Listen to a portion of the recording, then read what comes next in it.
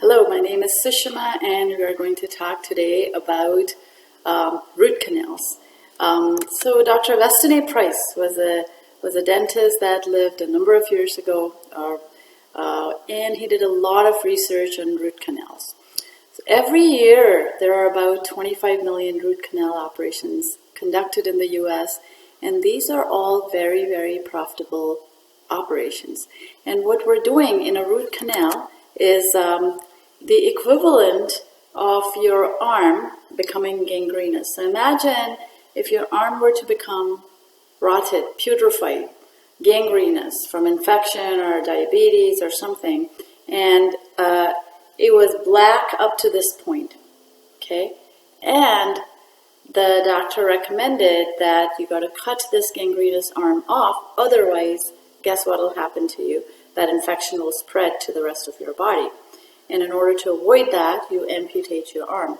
Now, if you said, hey, doctor, I really want you to keep my arm for me, what the doctor is going to do is they're going to kind of clean this gangrenous arm, but they're going to hook it right back into your body.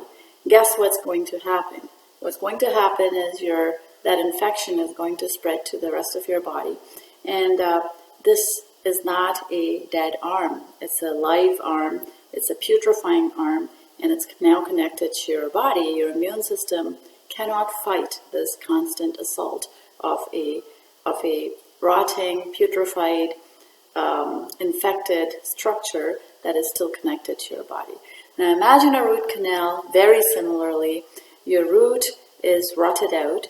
You are still maintaining that root by taking out the pulp chamber, carving out the blood supply, cerebrospinal supply, putting a post into that, and pushing your tooth into that crevice. Your tooth is dead, but it is still hooked in there. It is still connected to your body's cerebrospinal fluid, to your body's lymphatic fluids, to your body's blood supply. And what is happening is in that tooth, there are about 3 miles of dental tubules. These are places where all sorts of pathogens can readily hide. And once the body's immune system can no longer get into these canaliculi, they are fabulous places for pathogenic bacteria to reside and cause long-term chronic infections ranging from heart disease to cancer to arthritis to multiple sclerosis and so on. And so here is the actual story of Dr. Price talked about. So what he'd been doing around 1900 was he had been treating root canal infections, but because he was suspicious that these root canal teeth always stayed infected, he kept on thinking that maybe it was not a good idea to have a root canal in a person's mouth.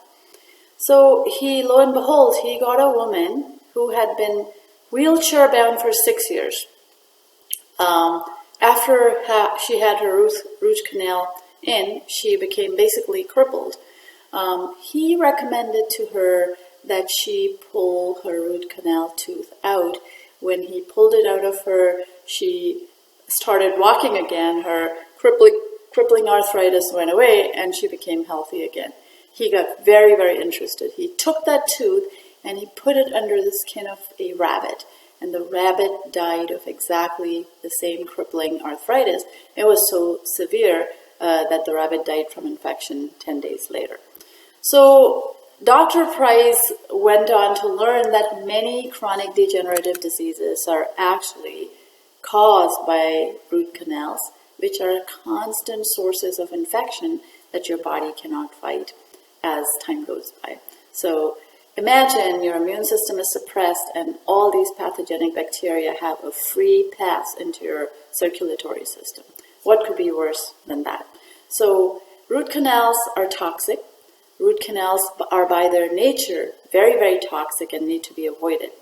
When I was at the dentist, likewise, there was a lot of pressure to get my teeth clean.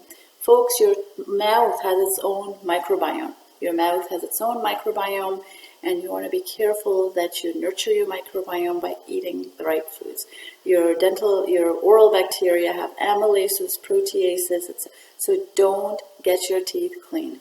Not only is going to a dentist a very toxic business, getting your teeth cleaned can put in all kinds of infections into you, make your immune system more compromised, take out friendly bacteria and plaques that actually nourish your teeth if they're the right kind of synergistic bacteria. The bacteria help you digest your fats, proteins, and starches. They have amylases in them, they have proteases in them, they have lipases in them. So 2 things to remember: avoid root canals. If you have any kind of chronic disease, pull out the root canal and then test yourself for C-reactive protein, etc., heart disease markers and so on, and you'll find that you're actually doing a whole lot better. People with multiple sclerosis, people with sort of chronic mysterious diseases, fevers that won't go away, try taking your root canal out.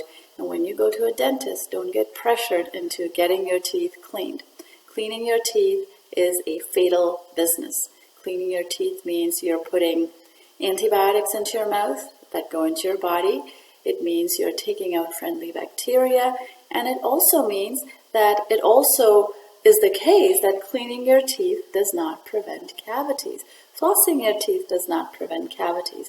It's what you ingest, which is relatively low carbohydrate diet, a high fat, a high protein diet is going to prevent dental cavities. I rarely need to actually brush my teeth. I brush my teeth from time to time, but you don't need to brush your teeth if you're eating well. And it's not brushing your teeth that prevents cavities. It is eating well, eating rich sources of nutrients that will prevent cavities. So here's to your good health. Go check the old papers on root canals. Root canals are a very profitable business for dentists. So no dentist is going to tell you that root canals are bad for you. Before you go in for a root canal, go get a second opinion, go read some journal articles, go read Weston Price's Nutrition and Physical Degeneration, and look at the enormous chronic disease that is caused by procedures like this. I wish you good luck in your dental care, and hope you have good and strong teeth in yourself and in your family members.